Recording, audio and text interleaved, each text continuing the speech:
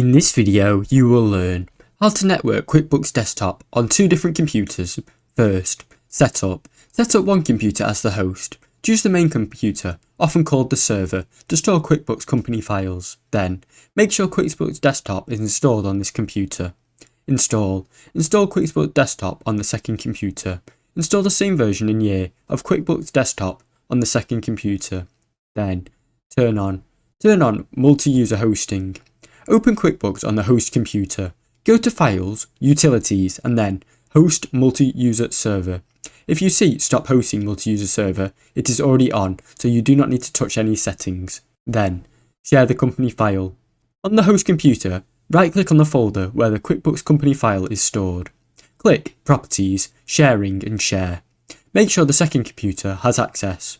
Note the network path to this folder. Open the file from the second computer. On the second computer, open QuickBooks. Go to File, then Open or Restore Company. Open the company file. Next, browse the shared network location. Select the company file and open it.